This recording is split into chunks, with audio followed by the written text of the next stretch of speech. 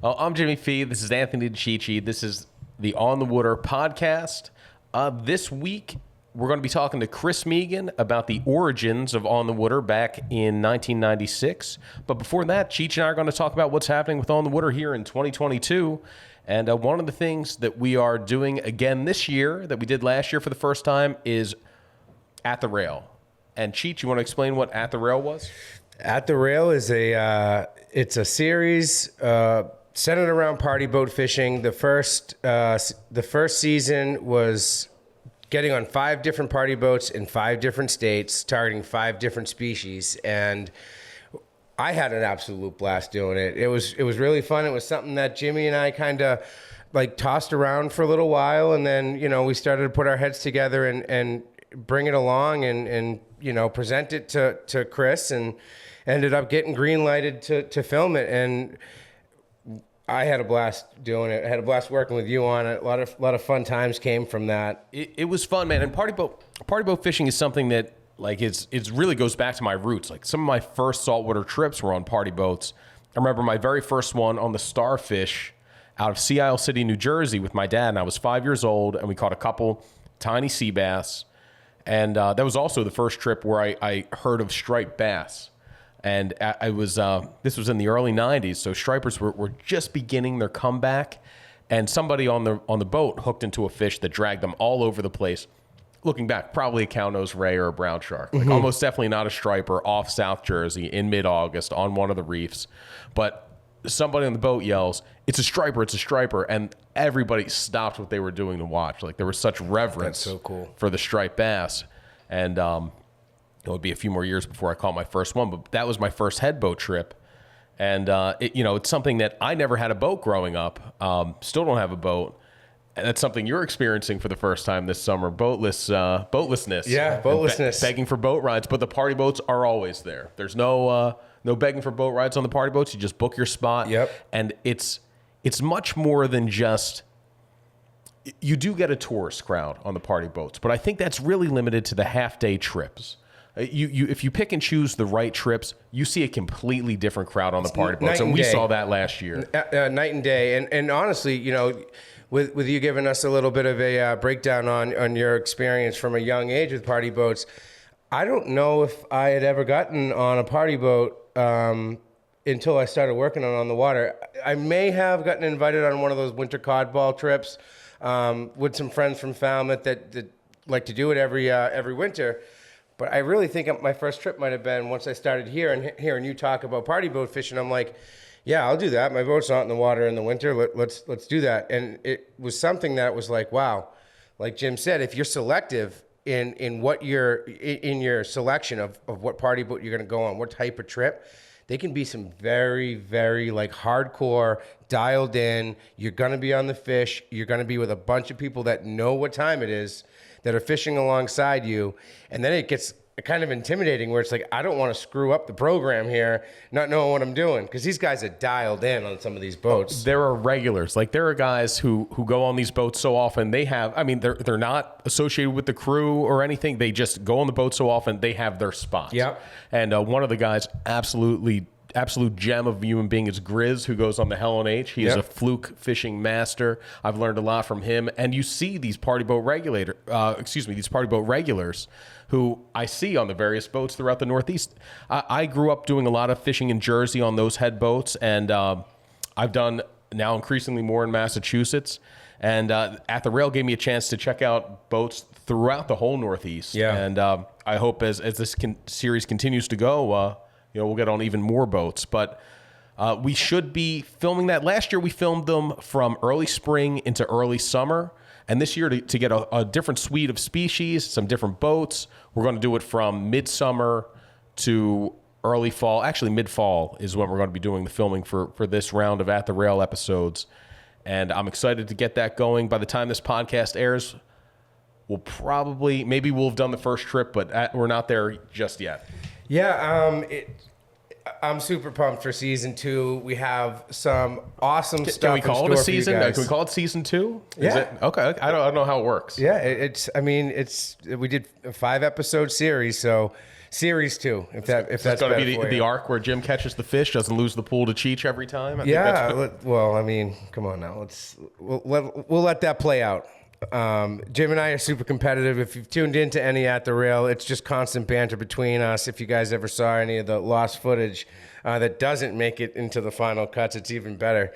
But we might have to release some of that stuff someday. But super excited for season 2. Yeah, but we did mention the pools, and that's if you're not too familiar with party boat fishing, that is an essential part. So if you're getting on a party boat trip, right when the boat's leaving the dock, as they're heading out to the fishing grounds, usually a mate or somebody will go around and ask if you want to be in the pool. And depending on the trip, that pool could be $5, could be $20. They do have super pool trips where it's $100 to get in, and whoever catches the biggest fish takes all the pool money home at the end of the trip. And sometimes they divide it into a couple categories. Usually each trip, if there is a dedicated fluke trip, you're in the fluke pool. You catch the biggest fluke, you win that money. Sometimes there's an edible fish pool. So if any fish that's edible, a desirable species that's not a fluke, say, that takes home the money. I've won the pool 3 times on party boat trips in my life, which is probably a pretty meager number. Our good friend Sean Jones seems to win like every third trip he goes on. He was actually on the Montauk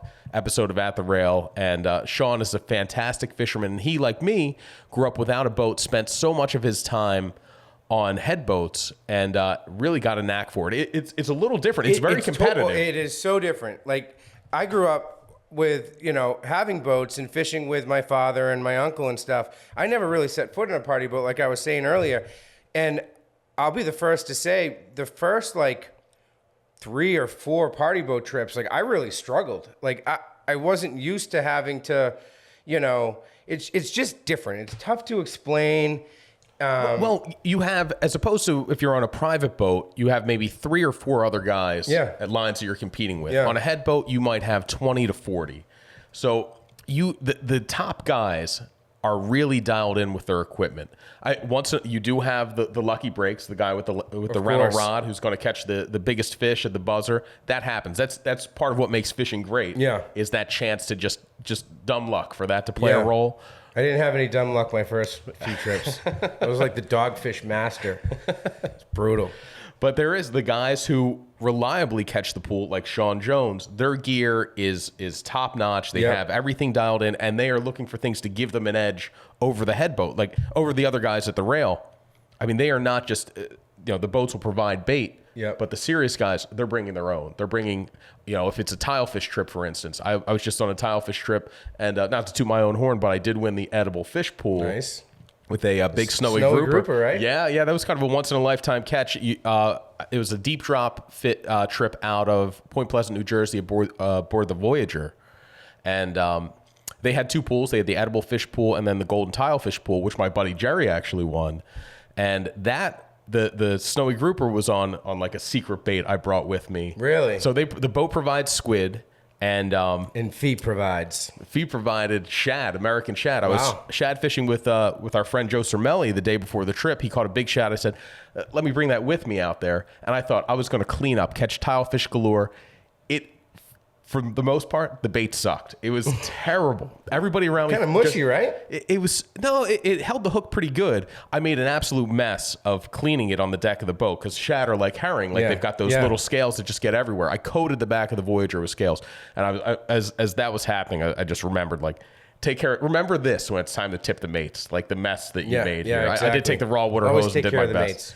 But the one bite, I had 2 bites on the shad, and one of them happened to be a 20-some pound snowy grouper. That's awesome. And that was, that's why in some cases you do want to bring your own bait, but generally you don't have to get too experimental with it, like I did. But it's really almost like its own subculture. It's really cool. Every boat seems to have its own vibe, its own culture on the boat. And like Jim said, the regulars are they're on a first name basis. They have their spots. They know the program. So the biggest thing that I learned, I first started going on party boats like I would go fishing on my own, where it's I'm just going to go do my thing and I know what I'm doing. And then it's you're seeing other people kind of, clean up and you're like, what am I doing wrong? So on the Montauk fluke trip, Captain Jamie had said, the best advice I can give you is watch the people around you. These people are on the boat every Tuesday, rain or shine, if we're sealing, they're on this boat. They'll get it dialed in real quick. So when people are starting to put keepers in the boat and catch bigger fluke, pay attention to what they're doing. The cadence, the angle they're holding their rod, what colors are they using, what bait are they using, and just copy them. And as I've spent more time on a party boat, I've kind of adopted that approach, and it's gone really well. It's gotten it's a lot different from when I was just like, I'm just going to go do my thing. I know how to catch these fish. It's not the same on a party boat. So watch what's going on around you, take those clues and run with them, and try to just go and be versatile and have kind of your bases covered. But, don't be that guy that brings, 10 rods and 17 tackle boxes. As tempting as that is. Yeah, right.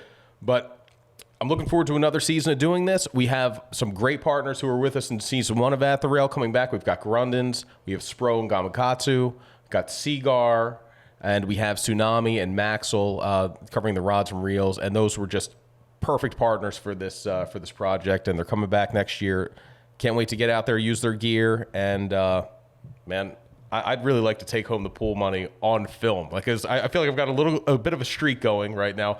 You did a party boat trip too a couple weeks ago with Spro, right? Yeah, Out of Montauk? down in Montauk. Or It was kind of like a mini party boat. I think they probably could have taken 15 people, and we were three-way bucktailing stripers in the rips out of Orient Point, and it was fun. It was a scaled down version of party boat, but there's nothing better than getting on a party boat with 30 or 40 or 50 of your closest friends, because everybody gets along, you speed up that whole introduction process, and and the next thing you know, it's like you have buddies on the boat and you guys are ribbing each other, and it's a real cool dynamic. So it's just something that I feel like I've missed out on by only fishing on our own boats growing up and stuff, because it's different, it's fun, and you can get on some amazing fishing, and there's nothing better than sticking that pool winner, which I haven't done in a mass setting.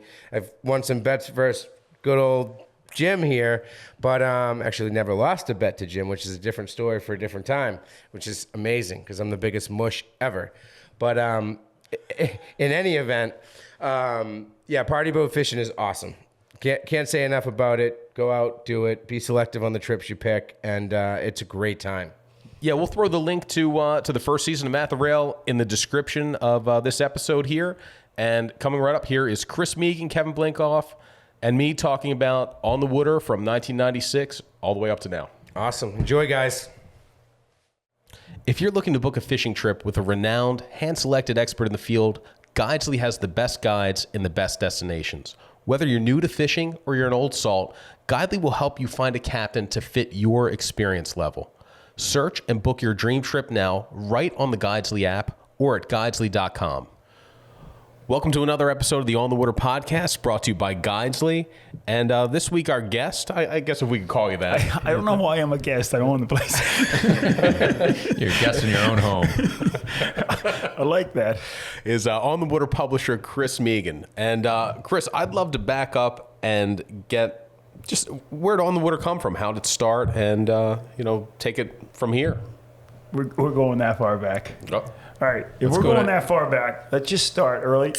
Oh, we're going to need that if we're going back. Great. Actually, there's so many people over the years have asked me that, Jimmy. And it's like, on the one hand, there's a definite start of why we decided we were going to start On the Water. On the other hand, I look at it, and I think we've been saying for so many years that we're in our infancy. And I think that's probably when people are interviewing with us. We're like, we're still in our infancy. You're catching us at the earliest stage, so that's why you should join us. They're like, you've been in business for 18 years. 25. Yeah. I'm saying when we'd already been in business for 18 years, and I think part of the reason we would try to lure good people like you into the company would be like, you're catching us in our infancy. And they would say, no, you've been there for 16 years already. 25 years now, and we sometimes describe ourselves as an edgy startup in some ways. Like, how could that be? And I guess that's the youth that's coming to the company in the last few years, and I would agree with that to a point. But where we started, I moved down here in 1992. I had an opportunity to join Bill Hoff over at the Enterprise newspapers. And being a journalism major from Villanova, I never thought that I would take this route to get to where we are. And it was always kind of I don't know. I had gone through Villanova looking to be a TV sportscaster and quickly realized the first job opportunity that was given my way was like out in Iowa. And the first thing they said to me was like, if you come out here, you got to do 6 months to a year of voice and diction because of the accent.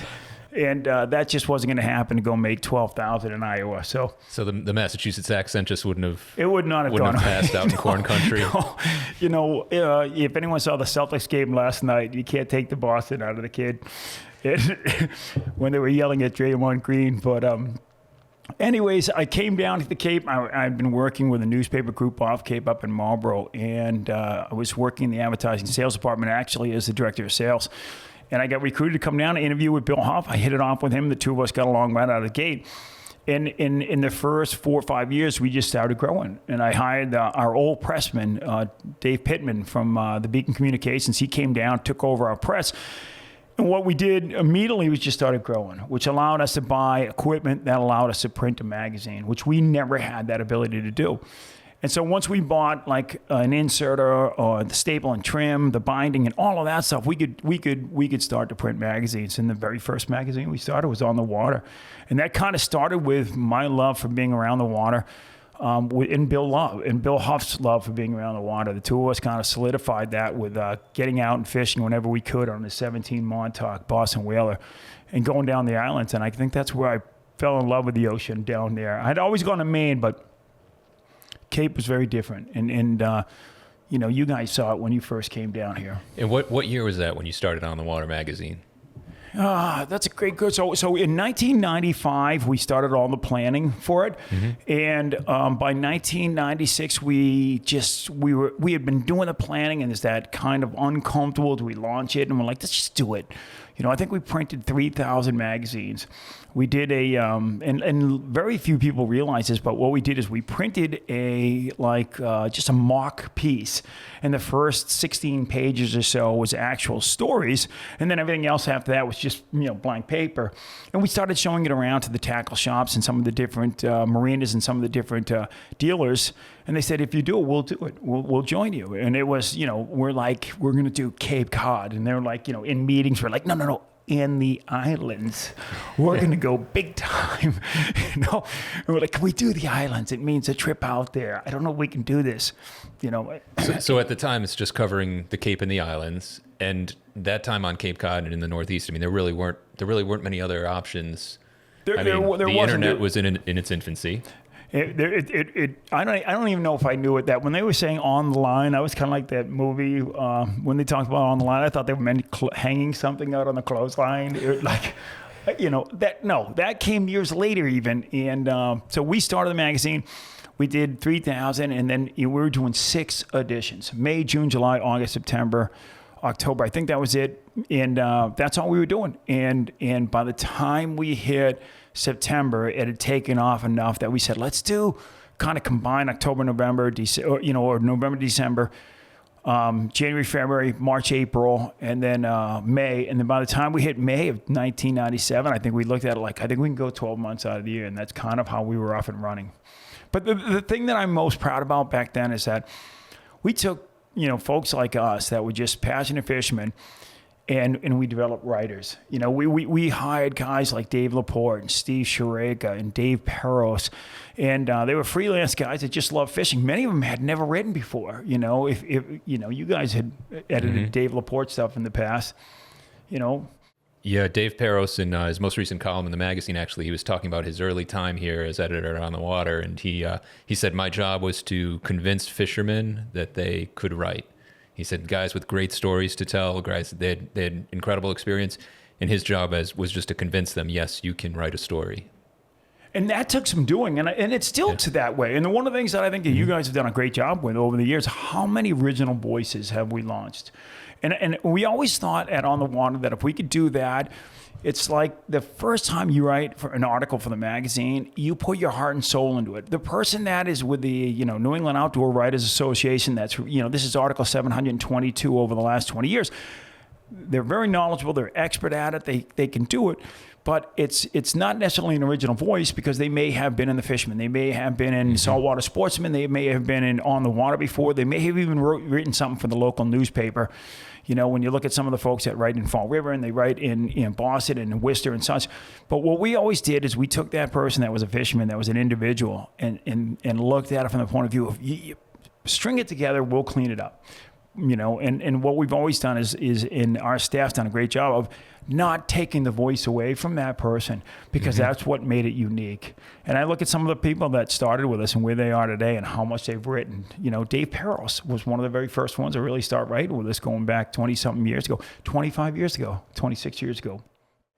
So, Chris, begins Cape Cod and the islands. How quickly, I've watched the evolution. You can see it in the magazine covers where it begins on the water, the guide to Cape Cod and the islands. Then it becomes the guide to guide to Massachusetts. Was there? It was Cape Cod and the islands, and then we went kind of straight New England. We want to take over the world. I did like at one point. It started off. It was an angler's guide. And then it was changed to the Angler's Guide. It was like, all right, we've got some confidence now. Yeah, there was fishing and boating initially. There was a lot more boating. There was a lot more of that. And I think that's probably a makeup of the crew that we had at the time. There were probably more folks that were boating at the time when we first started. But yeah, when we made the jump to the Angler's, we definitely were feeling our oats. We probably got a little cocky out of the gate and went to the Angler's Guide. Like there was no other. That was it. So So was that year 2 you went to New England? Or? I want to say that was probably year like 5 or 6 that we went to that, and it was just what we did is we met with such success down here on the Cape, and we really weren't distributing it off Cape. But we had a lot of folks that come from the Metro West Boston area that had second homes here on the Cape or vacationed here on the Cape. And even from New York, at one time when we first started, what was crazy about it is that we had as many subscribers in New York as we had in New England. Because so many folks in New York would come here and vacation on the vineyard, in Nantucket or on the Cape, and we would end up... and they picked us up and they wanted to follow us, and it was kind of home for them. They wanted to follow what was going on back home. And we still see that today. I mean, we have subscribers in Florida, in Texas, people that come up here for the summer, and then they spend the rest of their year down south. So on the water, for a regional magazine, we have a pretty wide distribution. It was one of the things that struck me is when you were asking about how we started. There was 2 magazines that really influenced me, and I'd be lying to say I didn't take some of those ideas from them.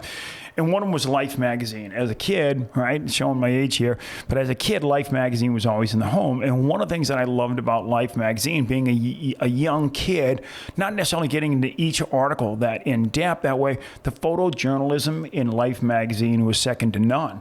And it was during a time and age when you could dedicate 2 pages to a lead into a story, 2 photos, and the photos would stop you in your tracks. And so, photojournalism was always so important to me.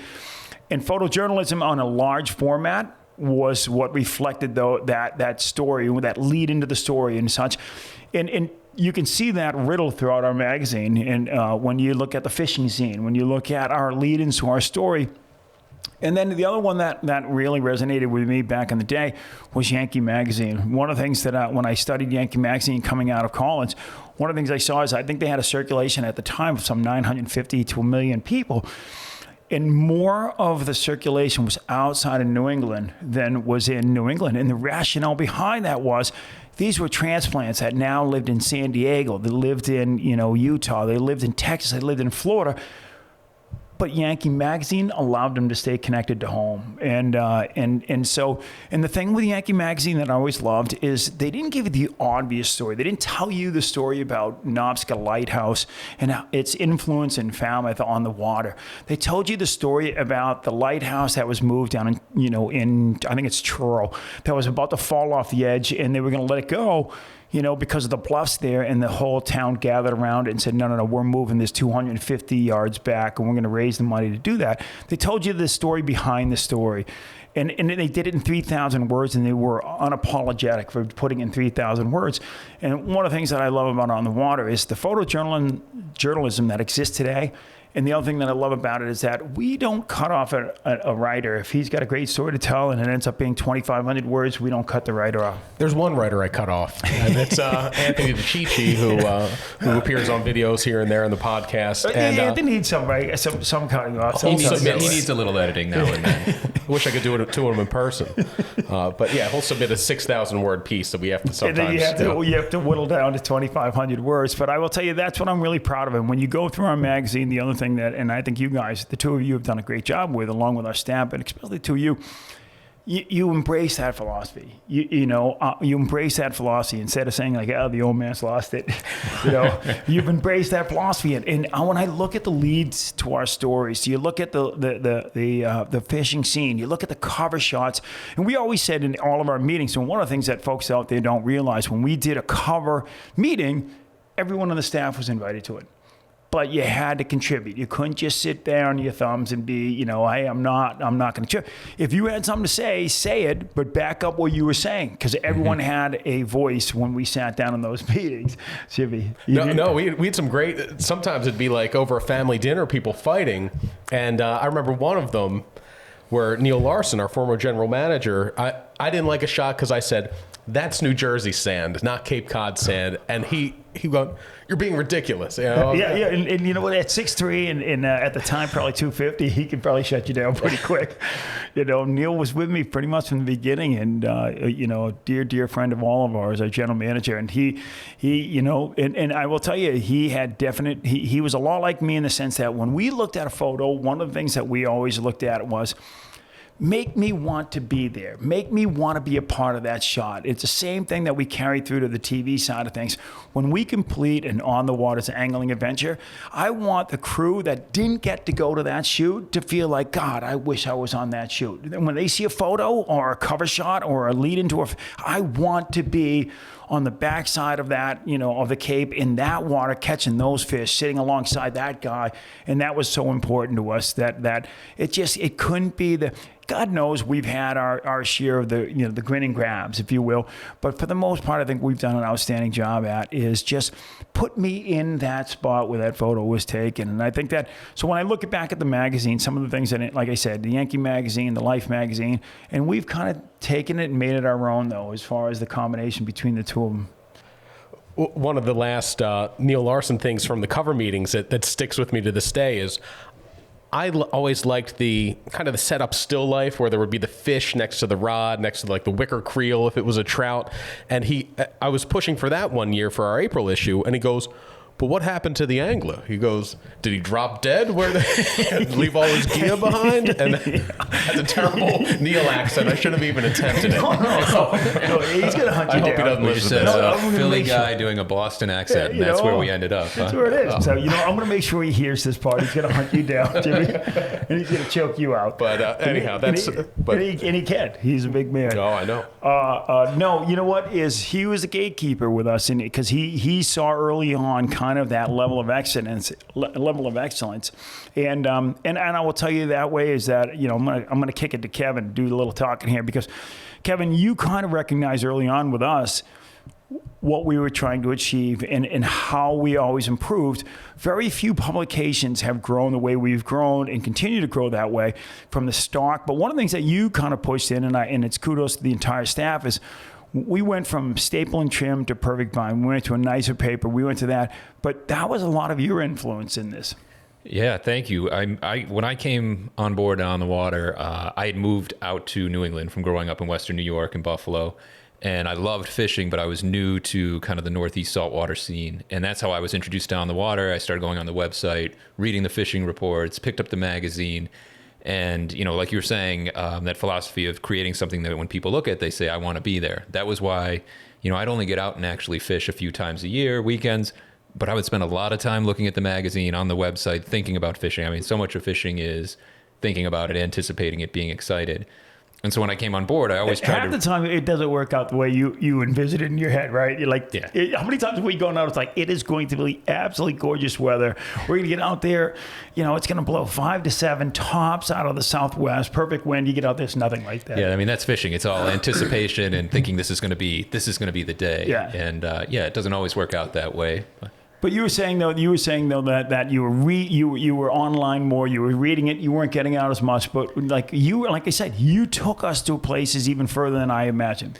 Yeah, and so once I came on board and eventually became the editor, I just always tried to remember that sort of beginning of when I didn't get out and fish that much, when I didn't have much knowledge at all about fishing, and I was like desperate to learn as much as I could. How can I continue that in the magazine and in everything we do, continue to put that out there and say, here is what makes this special. Here's what makes New England. Here's what makes the Northeast. Here's what makes striped bass so special, and make sure that comes across in all we do. And then in terms of improving the quality, I guess we always have had sort of a little bit of a complex of like, we're small potatoes. We came out of, like you told the story, we came out of a local newspaper. We aren't a big national magazine on glossy paper and all that.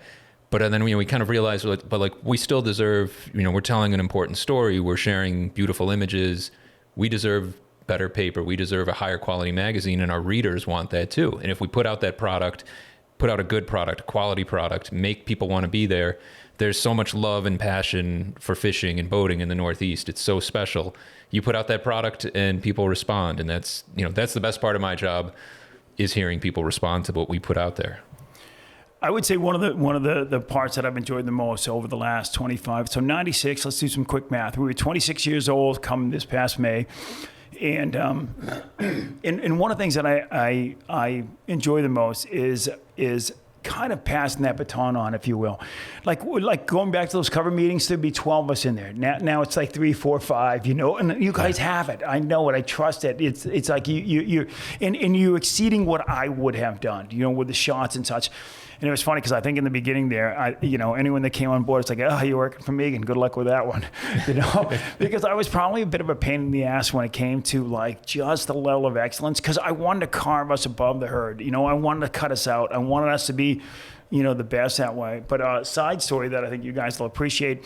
So, Jimmy, to answer your question, that's where we started in 96. We get to 2004. And Bill Huff is, he's the business side of the Enterprise newspapers, and Margaret Huff Russell is the editorial side of things. And so, Margaret is, Margaret's always the editorial side of things, the good, bad, and the ugly of the editorial, right? So if she wrote an article that was well received by the town of Falmouth was like, Margaret, that's outstanding. That's a great thing.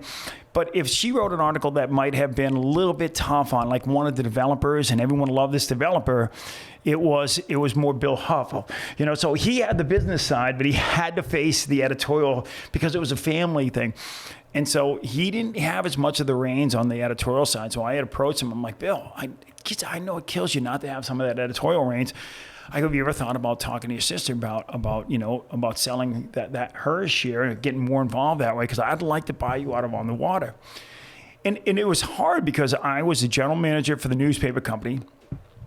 And I was a director of sales. I was a general manager and director of sales for the newspaper, and I was a co-publisher, minor, owner of the On the Water.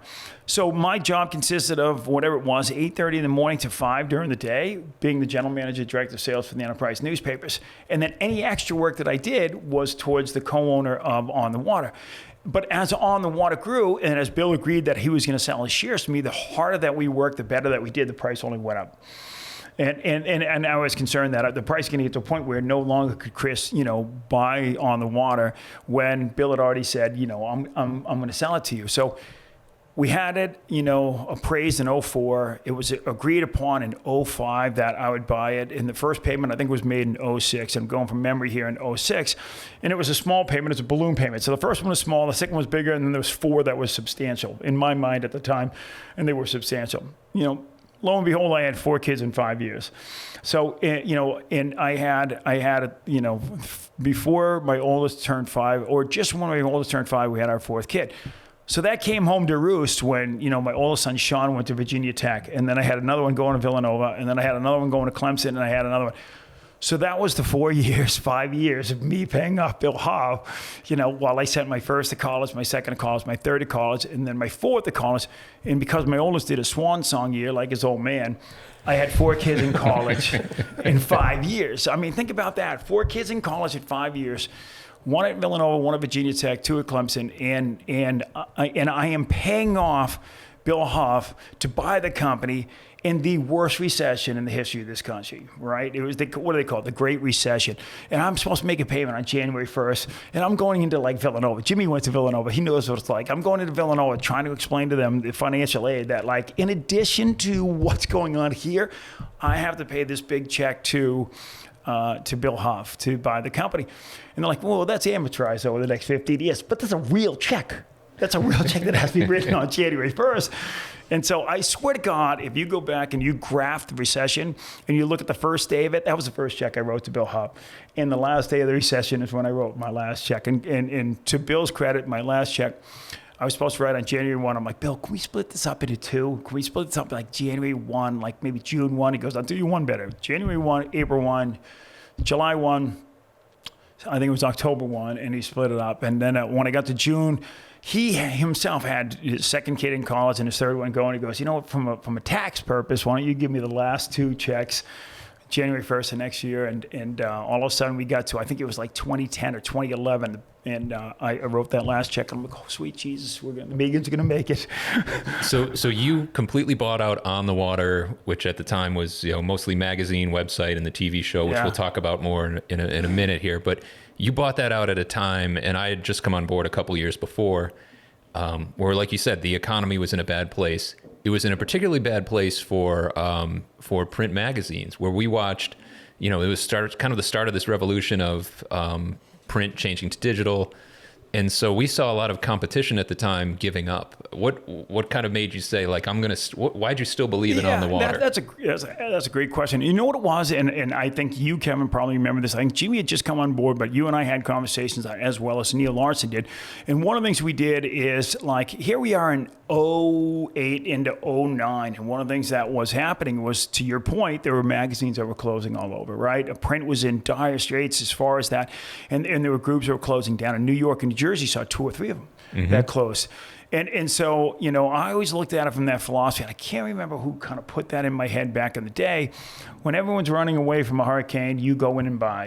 And I looked. Warren Buffett, right? Was it Warren Buffett? Warren Buffett said, yeah, when everybody's scared is when the time you should be aggressive. I always thought it was Jimmy Buffett.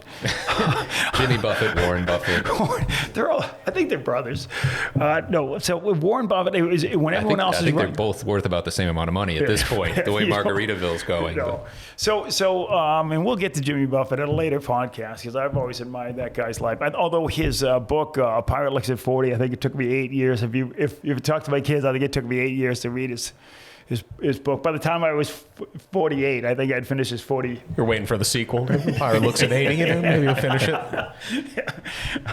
So here we are, right? I bought that out, and to your point, we looked at it, and at the time, we were really doing 13 issues. We were doing January through December, and we were doing the special edition. And the special edition was an edition that we were going to send out to all of the shows, right? Because we would go to the shows in January, and it'd have a cover of ice fishing, and they would say, like, I'm not an ice fisherman, I want that magazine. No, that's just the cover. That's just the cover. And then in February, it'd be something different. In March, it'd be something different. In April, it'd be something different. And I think we all got sick and tired of the shows, 25 to 30 plus shows, of saying, like, no, that's just the cover. That's just the cover. That's not what we do. We cover salt, we cover fresh, and we cover this. Special edition was born. We came out the 13th issue, and that went to all the shows.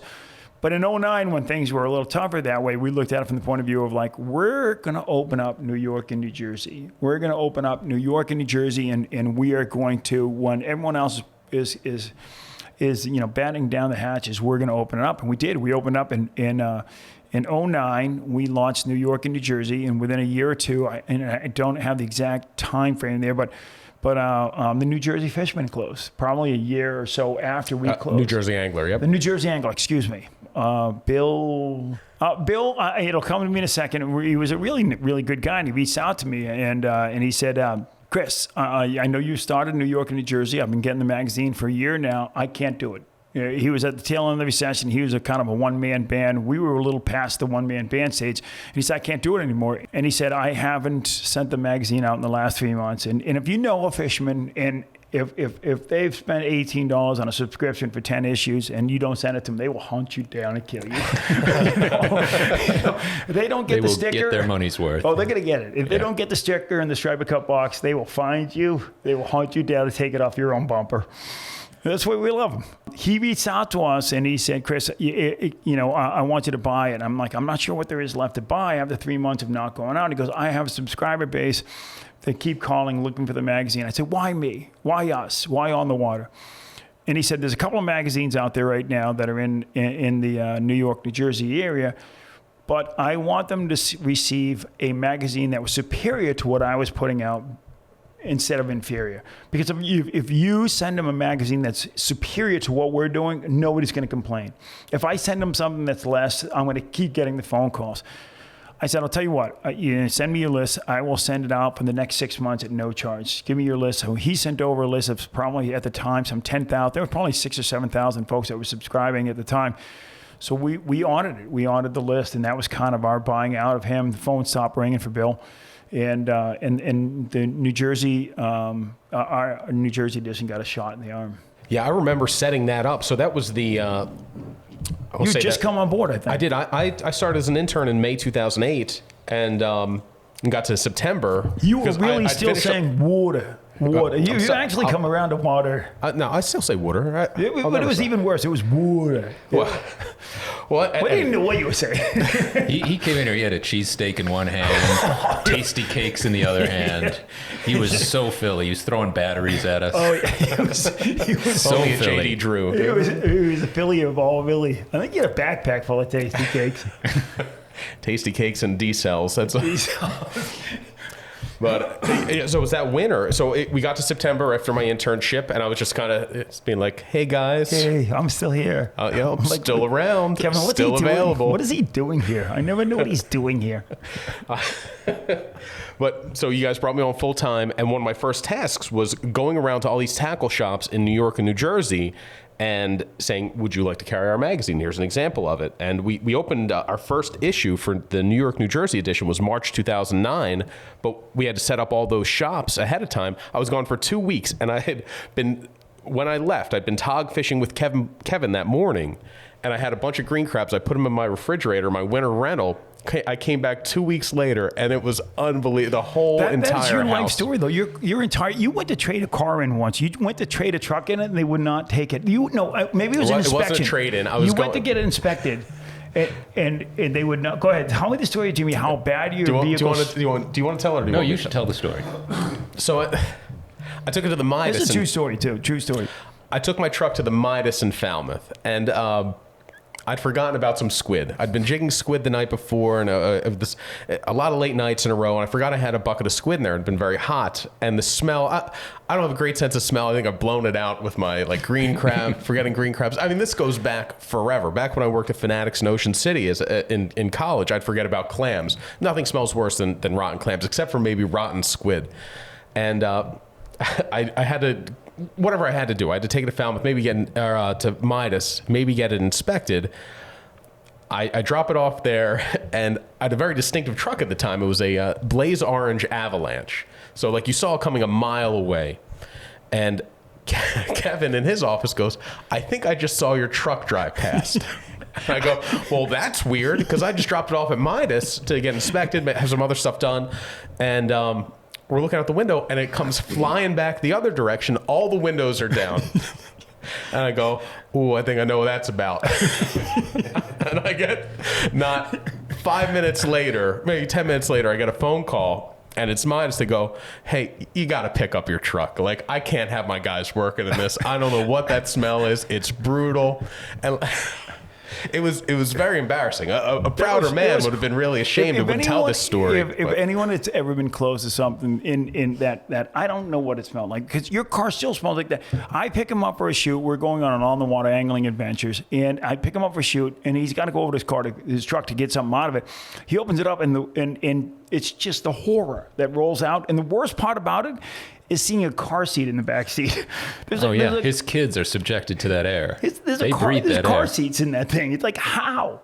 3 Mile Island had nothing on that vehicle. We could fill a podcast with Jim's smelly truck stories. We are going to come back to that. We will come back to that. But let's go back. Let's rewind to 2002. So one thing I want to ask is that, because I think Neil said this, when you were setting up New Jersey, is there any truth to the statement that, like, you only set up the tackle shops that carried tasty cakes? Because he said that once. Because it was like he missed his tackle shop, he missed this one, he hit this one. And that's the only thing we could come back to. He actually, it wasn't even tasty. It was just the crimpets. It's the crimpets, yeah. So little known fact about the crimpets is that they're called that. The butterscotch crimpets are the very best tasty cake. I'll hear no arguments there. And they initially, I don't know what they were called before, but they were just perfectly rectangular, and they couldn't get them out of the pans without them sticking. So they discovered, I don't know, John Q. Tasty Cake, whoever the founder of it was.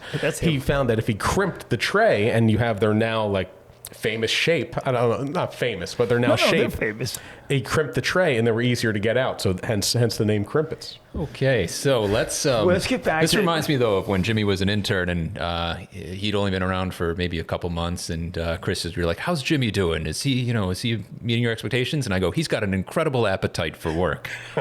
And turns out he just has an incredible appetite. I remember that like it was yesterday. I'm like, he's got and you said something else I can't remember. He consumes work. I can't remember what it was. I can't satisfy him. I just keep dumping work on him, and he keeps eating it up. Just eating it up. He's just insatiable. And you know what? in another podcast, which I want to be a part of, I want to talk about the time you dug out the cheese curls at about 1 a.m. from the dumpster. It's a true story, but we'll get to that at another time. Shame eating is a completely different podcast, Chris. It's under self-help, not outdoors. Guidesly is built for guides, and through their platform, they help captains and guides solve the unique challenges of running a fishing charter operation. Let Guidesly handle your book of business, from the technology to the customer management, so you can focus on the fishing. Become a guide on Guidesly.com and download the Guidesly Pro app today. All right, so Chris, 2002, On the Water kind of saw another evolution, and that's something that I think the reason that On the Water is still here today and is still strong today, as strong as it is that it quickly became more than a magazine. It quickly became more of a media company, an outdoor media company, and that began in 2002 when On the Waters, it was Fishing New England was the original name of the show. The TV show began. I got to give kudos where kudos deserve. I tip my cap to Jay Baber there. You know, Jay at the time was like you guys, right? Came on board, excited, motivated, and saw the company and got his arms around what we were, and then looked at what we could be. And Jay had some experience with the camera. And we started talking about, doing a TV show.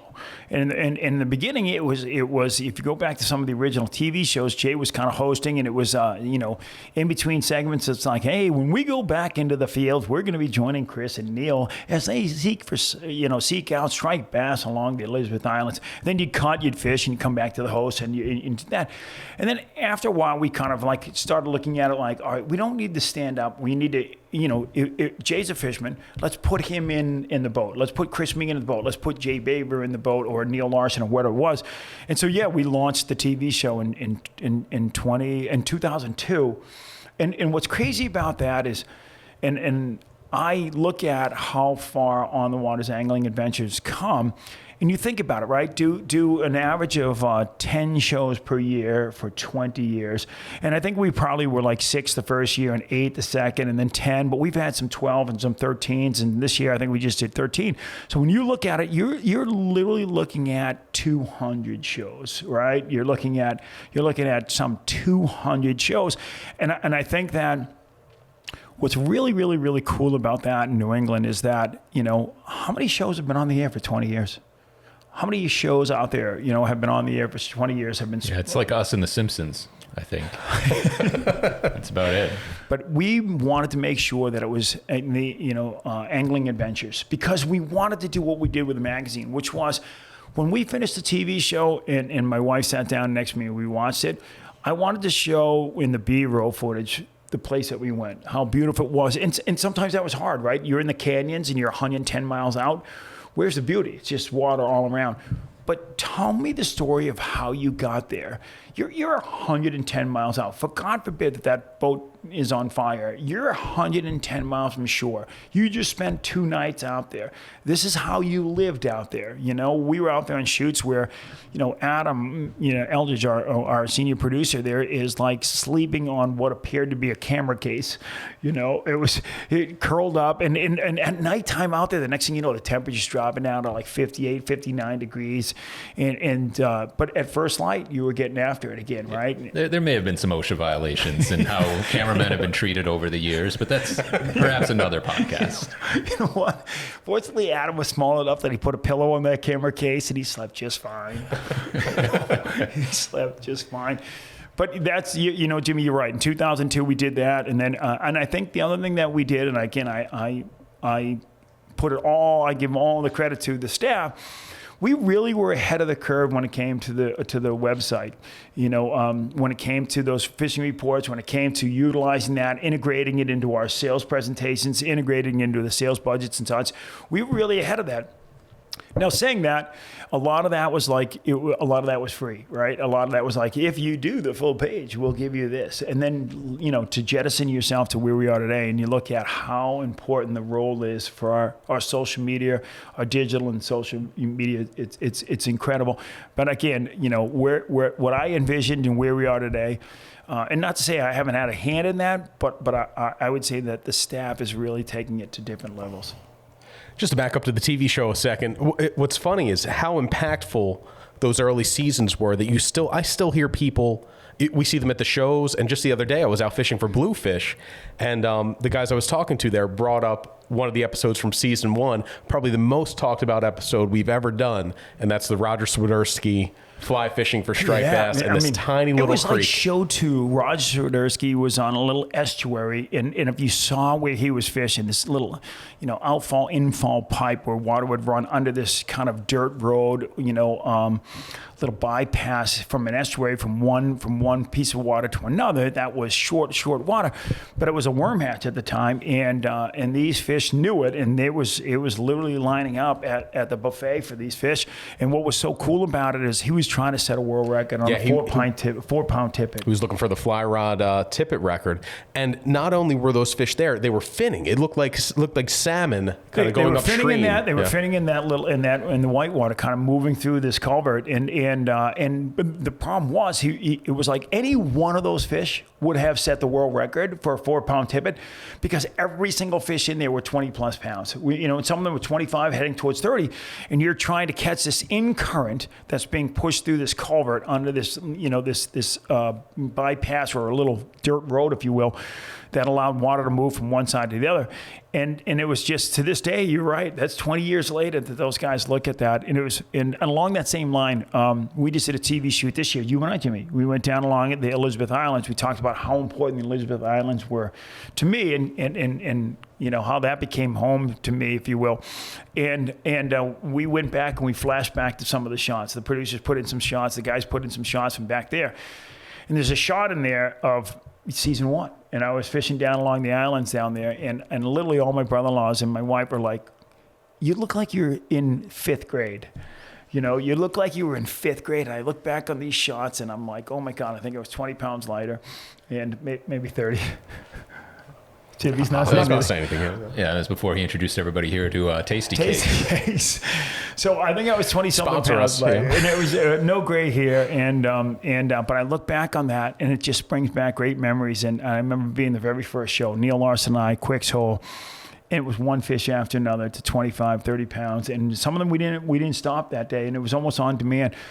And it's something that, you know, we get into it at a later podcast, maybe not with me, but how the fishing's changed over the years with the striped bass. I mean, we could set out 20 years ago, and it would be October 20th. I'm like, we're going to do a shoot today. We're going to get, you know, we're going to get 12 fish at 20 pounds. We're going to get 8 fish at 25. We're going to get, you know, 6 fish over 30. And this is what we're going to do on live eels fishing down here at Felix's Ledge in Quicks Hole. And unfortunately, those days have gone by. And although you're seeing some really cool in this year, again, probably for another podcast talking about the striped bass and where they're at. But yeah, the TV show has, I got to tell you, I do love my job, but it's a job, and we have so many people that come to us, that come to work for us, and I think they see the romantic side of working it on the water. Like, these guys must fish every day, have coffee breaks from 9 to 2 in the afternoon and just talk fishing, and we bust our ass because of the fact that what they see out there, whether it's what we do digitally, socially, in TV, the video content that we're producing right now, which I could never have imagined, the TV show, the level of excellence that's at. I know I'm tooting our own horn, but yeah, I'm damn proud of it. The level of excellence we have really taken on in the last 25 years and a national presence, and that's really for this entire crew. When you think about it, 2 years ago, I would say 10 years ago, I got elected to the board of directors at ASA, the American Sport Fishing Association. Here I am, I come in at the time. I'm going to say a whippersnapper, because at 48, I was the youngest guy on the board of directors. I was absolutely a whippersnapper. And I came on there and I served as the Northeast director. And then, jettison, I got on the executive committee, vice chair, became chairman. And so I'm right now in the immediate past chair. But the 2 years prior to that, I'm sitting as the chairman of the board for the American Sport Fishing Association, looking at the president of Shimano, the president of Pure Fishing now, the who's who in this industry. And here is a media companies, in the Northeast, and sitting at the head of the tables is on the water. And that's testimony to what we've done as a company and what On the Water's done. And that's really not so much me as all of us, because On the Water's viewed as a national company. And really, when the digital age and the social age came home, we were. There's people that follow our website across the world. There's people that follow us all along the West Coast and Central and South. And so the world became so much smaller when the digital and the social side of things kicked in, and our voice became that much larger. One of the things we always talk about when we are tooting our own horn, or we're talking to companies like national companies, international companies like a Shimano or other makers, is how there's something really special about the Northeast. There's something about the fishermen here. There's a passion that doesn't exist, we don't think exists in other places, perhaps. Maybe it's the fact that we have to deal with a shorter season because of weather. Maybe it's because the striped bass is the greatest fish in the world. No one's going to argue with that. I think it's also part of that. It's the most densely populated part of the country. So you're fishing with crowds. There's a lot of competition, and competition drives that innovation. So I think that we do have like the best, most passionate fishermen in the country, in the world here. I think it's a little bit of all of what you said. You look at where the Industrial Revolution in our country started, right? It's the Northeast. And so everything was packed within how many states? And I include, Pennsylvania and Virginia into that, really the Northeast where we kind of reach. And because of that, I think that we escalated so much quicker, right? And people don't realize it. You look at Florida first and foremost, right? Fishing capital of the world, Islamorada, so they say. And I'll tip my cap to that. And then you have Texas, right? But if you put all the registered boats in Texas and Florida combined, the Northeast from the Virginia up has more registered boats than Florida and Texas combined. Think about that. And the reason being is that we're a small area, but we are packed on top of each other. And so what happens is in the passion. And the other thing I'd say along that lines is like, and especially in Massachusetts, but I would say throughout the Northeast, is that we're hard to change.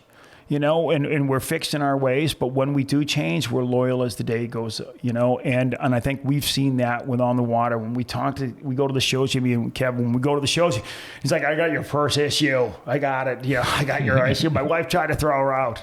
I threw her out. She came back a week later. And it's like, there's a passion that once you show them a value, you do the hard work behind it, and you get that thing out there, and they're as loyal as the day is old. They get, not to say that they don't get ticked at us, they do. We hear it at the show sometimes, but they'll let you know how they feel, and then they'll move on, but they don't leave you. So that's a magazine, that's a TV show, that's a digital, that's a cell show. Let's get to some of the antics in the office, Jimmy. Well, over 25 years, Chris, who would you say would be your best hire? God, that's a great question. Oof. Who's your favorite? I mean, nobody- we're all like your kids. So nobody in this room. No, I would say, you know what it is? I could never pick that out. We've had so many great hires. And I would tell you I have this. a favorite kid. So, I mean, everybody does, Chris. You have a favorite. Yeah, well, one of your kids is a total nightmare, so that makes sense. Both of them are. So that, you know what, the ones that have excelled and grown on the water are the ones that got their arms around who we are, identified and learned that before they wanted to change who we are, they understood who we are and why we're great, and then made us better. And you know, there's some folks that come on board that are like, you're not doing this right, you're not doing that right, you're not doing this, you got to do this. But you don't even understand who we are yet. Just understand the fiber and the culture of what we do. And then once you do that, you can make it. And you're two guys that have done it. Adam was sitting with us right now producing this, having to listen to this crap. Is another one that's done that. But those are the folks that I look at, and it's not over the years. I don't know what I had for breakfast, Jimmy. You know, if I even had a breakfast, so trying to pick. Yes, you were an excellent hire. I will say this though. Okay, Is that all you have for Jimmy? We can move on now. Do you want us to do your next performance review here on the podcast? That'd be nice. He's giving me those Betty Davis eyes, and like I have to say yes. He's an excellent hire. Will you do me a favor? Text his mom and tell her what a great job he's doing. I love Eileen and Big Jim. Yes, Big Jim and Eileen, he did a hell of a job with the kid. Although I will say when he first got to, he was very, very cocky. So look, quick side story, right? So Jimmy is this going to be the press conference? Yeah, the press conference. I remember this one. I don't even know if Jimmy had peach fuzz on his chin yet. And we're down at, we've been invited by the Shimano team to go down into Hyannis and to, you know, the Condacks invited us down there. The Shimano team coming down. They're introducing us to, you know, some of the different reels and stuff. And Jimmy's a hardcore Van Staal guy. And it's like, so we get down there. They're feeding us like Vikings. And, you know, they're giving us drinks and all that. I don't even know if he legally could drink at the time, you know. I could. He could. All right. So and they were showing off the Stella, right? This beautiful, it was relatively new, the Shimano Stella, this absolutely gorgeous reel.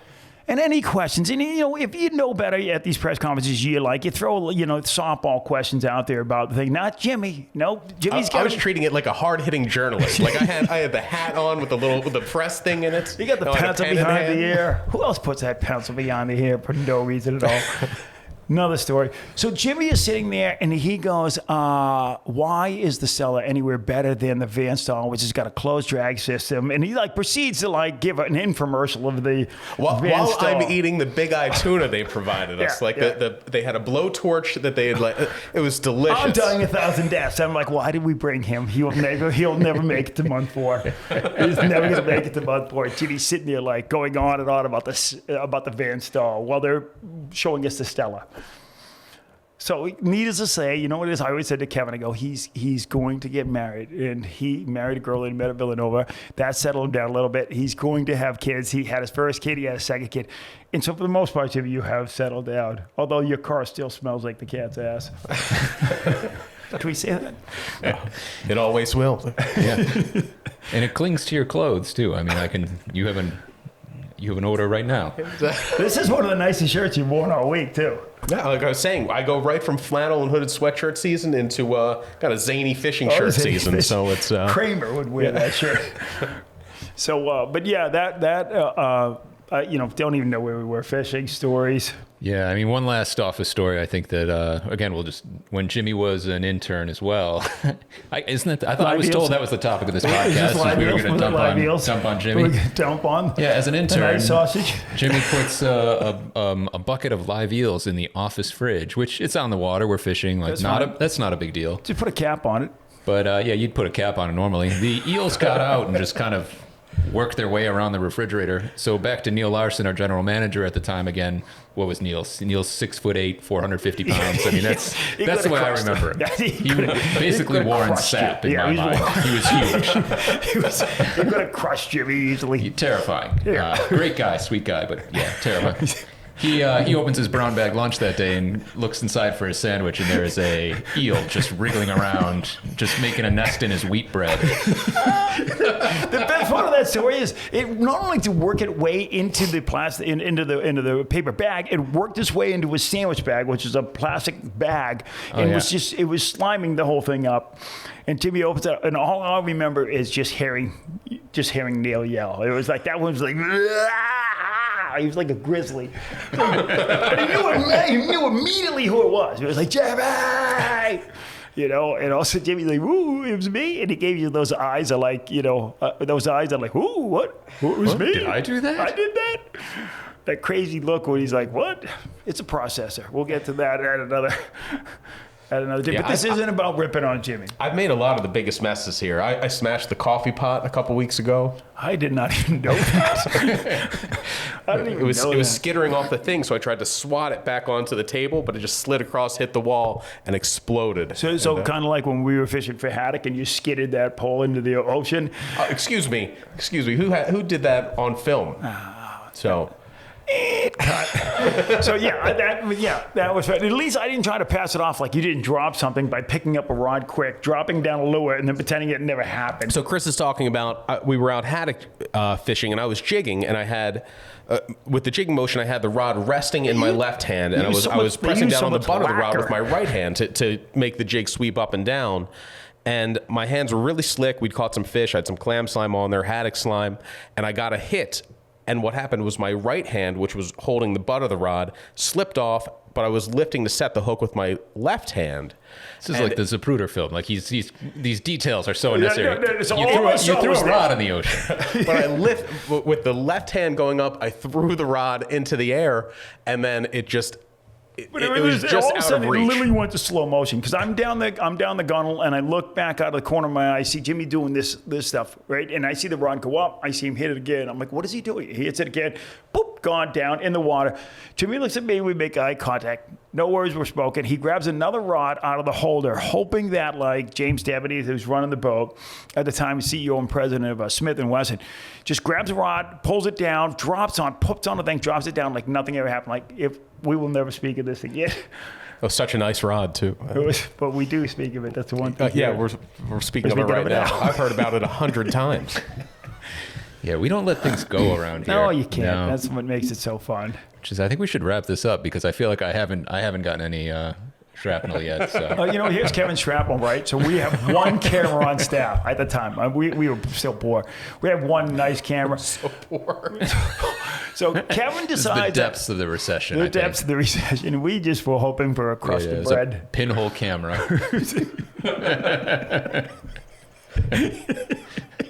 So Kevin takes our only nice camera, puts it in a dry bag, and throws it in the back live well. And we're like, little do we know that the live well was self-feeding from when the boat was running.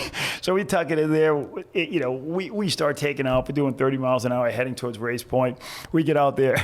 Kevin looks back, and the entire live well is chock full. Yeah, the camera was bobbing like an apple in the live well. And I'm like, maybe this will work when it dries out. We'll put it on some rice. That wasn't even a thing back then.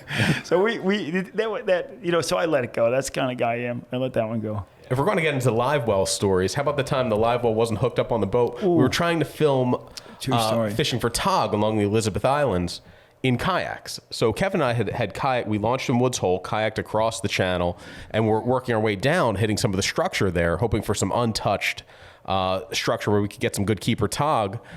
Kevin flipped his kayak that day, but that's not what the story we're telling right now. All of a sudden, he did a complete 360 roll. As soon as his anchor hit, you saw everything come tight for a minute, and this look of panic came across his face. 360 roll, and then it barrel rolled. It rolled so fast and so violently, the rod didn't even come out of the rod holder. Nothing came Kevin out. was gone. He was gone. Fortunately, he was small enough at the time he could hang on to the rod. And I popped up through one of the scuppers, actually. Got right back in the kayak. But a little PSA there, like, do not anchor on the downtide side of your kayak.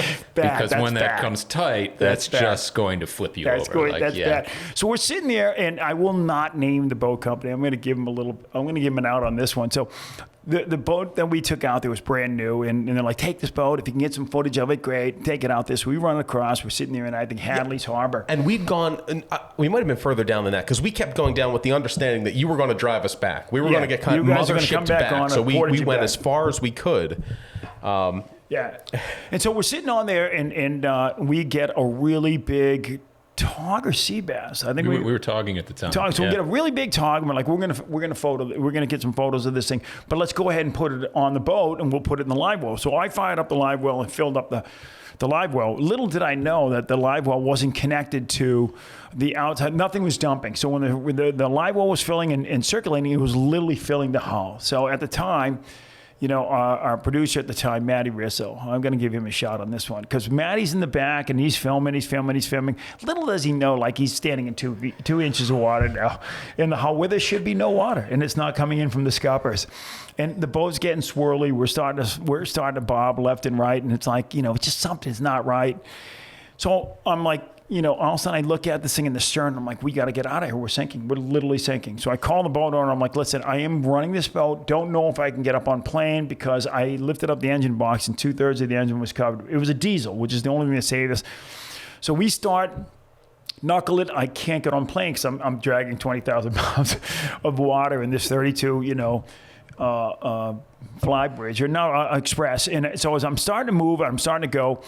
The scuppers are like working. So I'm like, Matt, open up the deck hatches, and see if we can't push some of the water to the back. As he opens up the deck hatches, it looks like, the out in Vegas where we used to have the the Mirage. They're the ones with the fountains. They were the ones with the fountains. It looks like the Mirage. Bellagio. When Celine Dion comes on, they're spraying 130 feet in the air. I'm like, you didn't see this coming, Matt? No, not at all.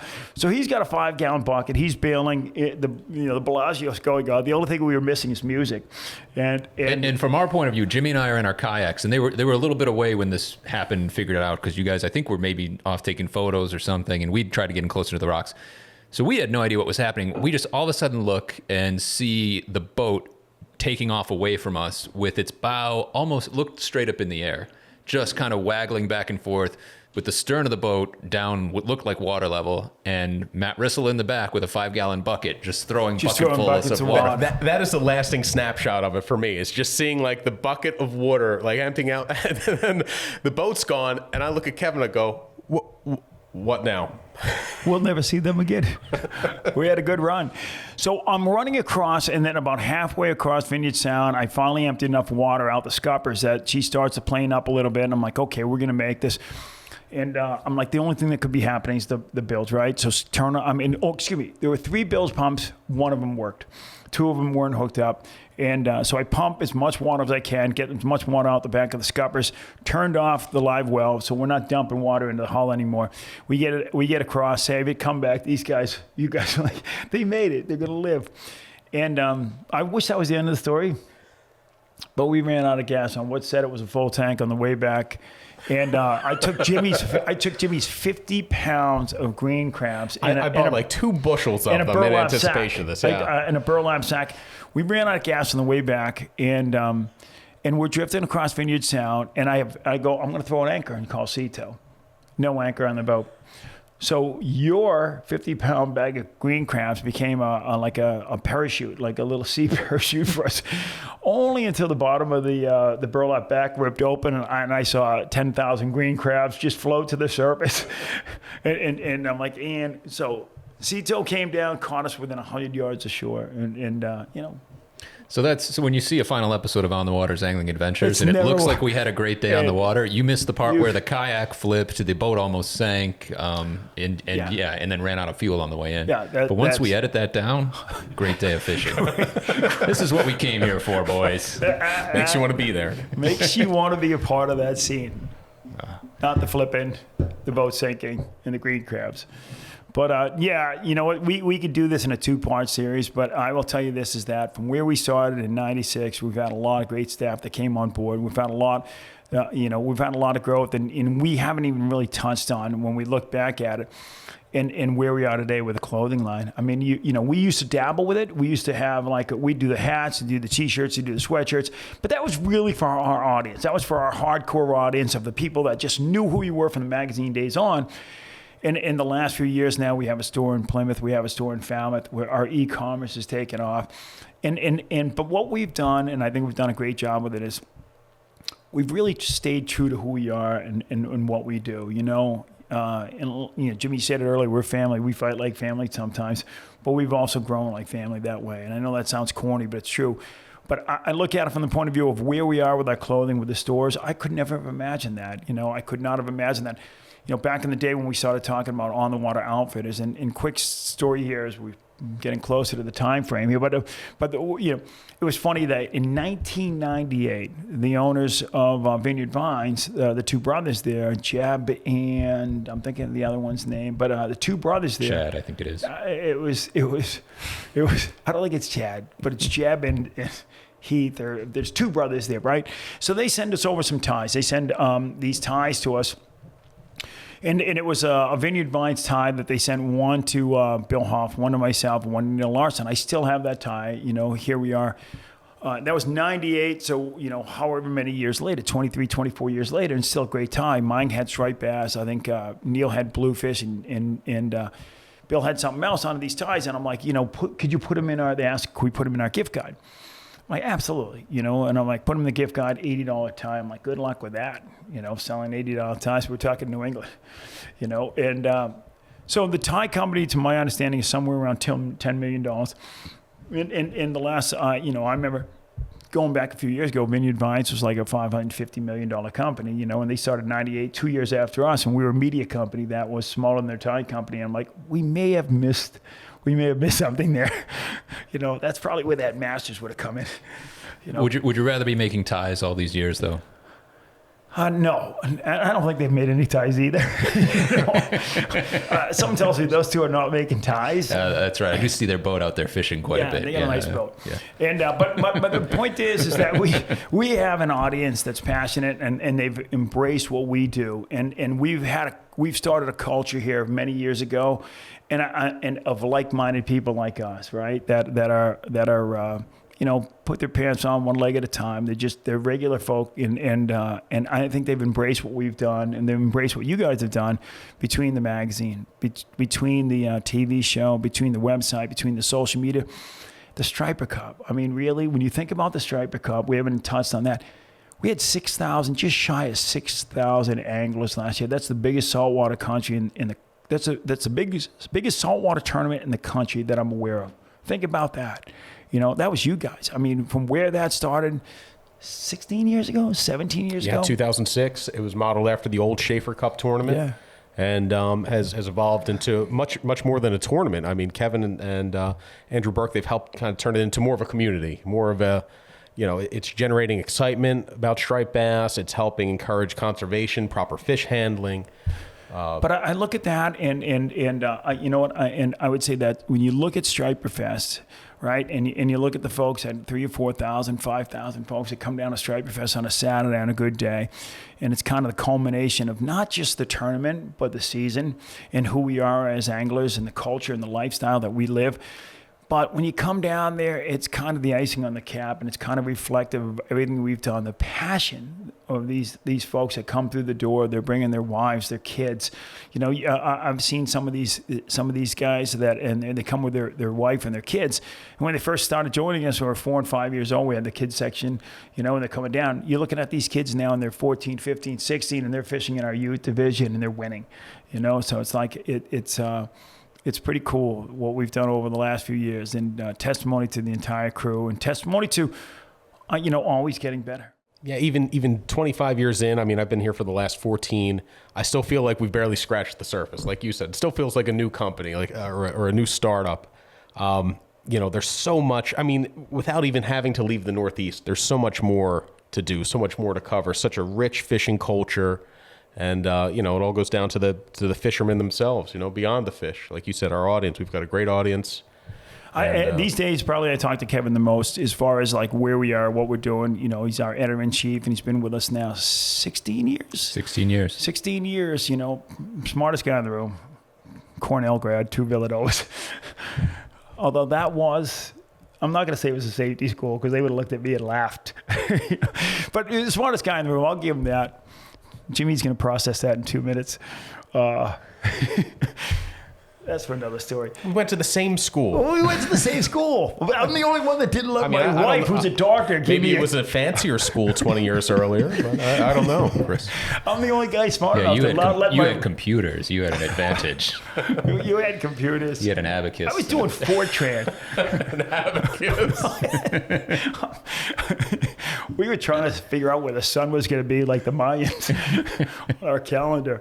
But no, it was Jimmy. The only reason I say that is like you're the only one that your wife, who's a doctor in psychology, allows you to take she gives you a test, and you take the test. Like, who does that? There's no win there, Jimmy. There's I lost no 5 points off my IQ for agreeing to the test initially. Think about this, right? His wife's a doctor in psychology, and she works in the school system down Cape, and she's like, Jimmy, I want you to take this test. I want you to go through it. Like, you've lost the start right there. You're already behind the 8 ball the second you take the test.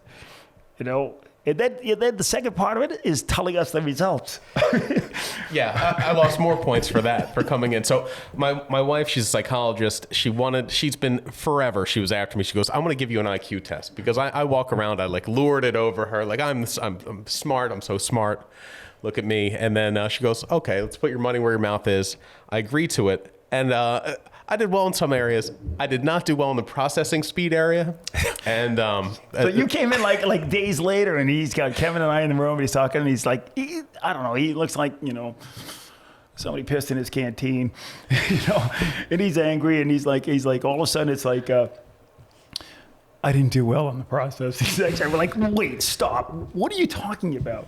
And so he laid out the whole thing, and it's ever since then, Kevin will crack a joke. It was before then. We'd always notice you make a joke or you say something. There was always that delay. There was always that moment where Jimmy's eyes kind of go wide and his head turns to the side. It's the golden retriever where the eyes pop up and turn the head to the side. He's like, oh.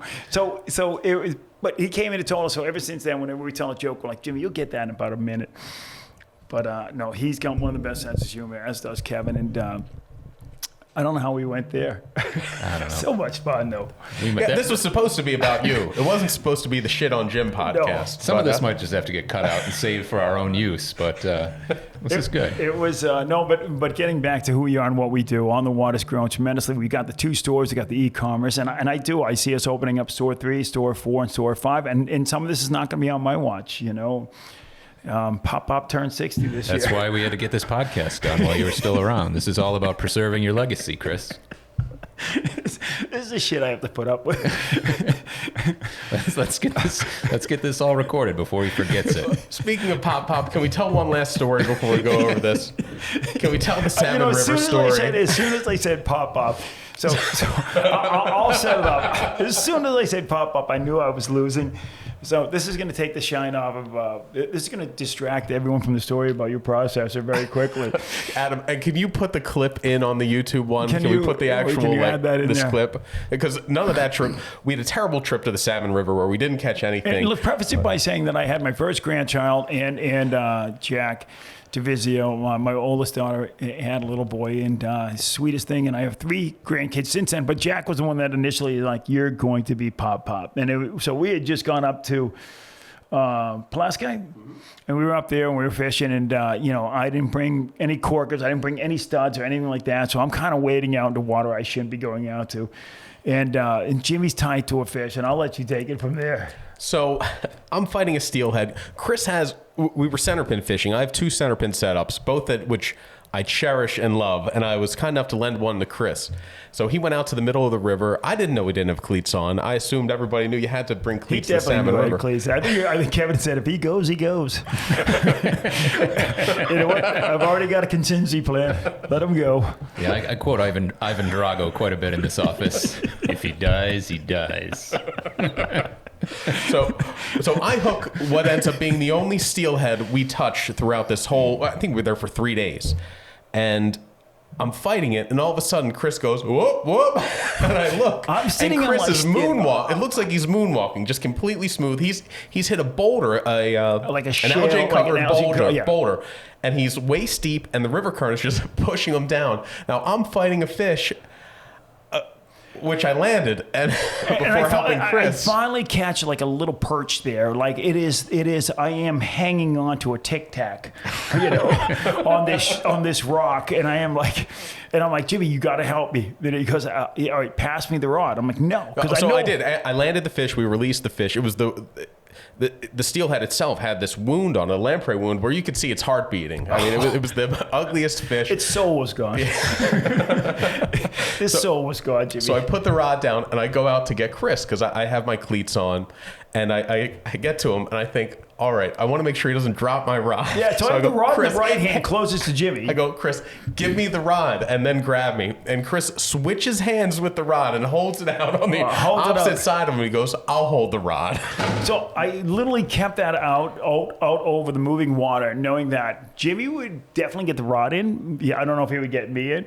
So as I'm sliding along, I'm like, I've lost my tic tac that I was holding on. I start sliding again. I'm like, Pop needs some help. No, Pop's coming. No, you said at one point you start really sliding, and you can see this in the video, and you go, I'm gone. Hold on. There goes. You said, I'm gone, baby, I'm gone. And something like, there goes Pop. And I start sliding, and then fortunately Jimmy reaches out and realizes. We like linked arms, and I was bringing you in. Jimmy, it wasn't just a link. It was like, you caught me here, caught me there. It was like a brotherhood. But you were coming in, and I guess you said, here comes Pop, and that's when I almost dropped. Yeah, he almost dropped me. Fortunately, but luckily you had the rod, so he was never going to let you go. He was never going to let me go with the rod, and I kept it out away from him until I swung all the way in, got footing on the shore, and landed it. And then the whole time, one of the producers is holding your fish in a net. Because we can do it like an outro or something, because it was the only fish we caught. And Adam, was it you that netted it? Yeah, I think. I wasn't sure if it was you or Matt Doucette. I think Adam netted it, and when we got to it, it looked like just the lifeblood had been sucked out of this fish. And it was just perfect for that shoot. Because we're like, wow, everything that could go wrong did go wrong. Although we didn't think about, or almost think about. So today's show is brought to you by Oswego County Tourism. Visit the Salmon River. We've had many wonderful trips to the Salmon River. That was on us. We didn't get a guide. We didn't get a guide. We went up there. We were going to do it on our own. We were winging it. We were like, if you've never been, get to the Salmon River. It's a fantastic place. Oswego County have been tremendous to us over the years. We've had great partnerships up that way. We've had great shows. The one we did last year, and I landed like an 18, 19-pound brown trout. I come back pounding my chest. Fish is on thing. I'm like, Jimmy, what he goes, Chris, what do you think? 18, 19 pounds. I said 18, 19 pounds. Like, yeah, I'll give you 14 and change. No, the way it happened is you said, look at this fish. And I did the worst thing you can do. Estimating a fish size is a losing game. You never estimate another person's fish size ever. No, but you did immediately. Immediately you just go, what 14 and change? You know? Maybe 50. I'll give you 50, Chris. You just kick me in the nuts, Jimmy. It doesn't even matter. Right? Sweet Jesus. It's like, right? You couldn't throw me a bone. I think he did.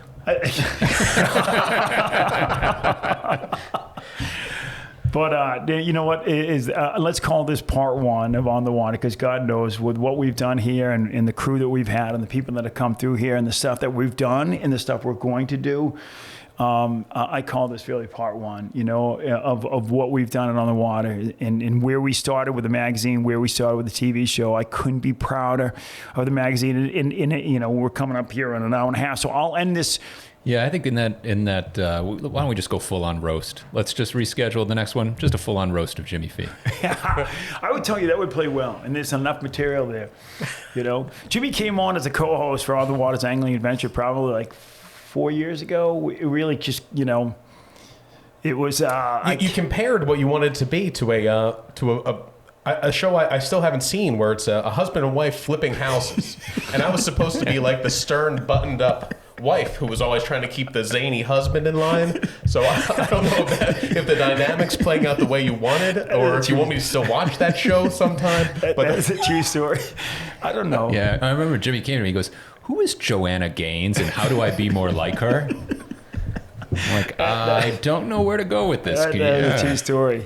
He was so likable. She was a smart one. All right, Jimmy, unless you have any other questions, we're sitting here an hour and a half into this. You literally feel like 15 minutes, but it also kind of, resonates with what we've done over the last 25, 26 years. no, this has been Chris. Thank you for making the time to come down Yeah, it's fun. and hang with us. It's fun. Pop-Up's going to go back now. Pop-Up's.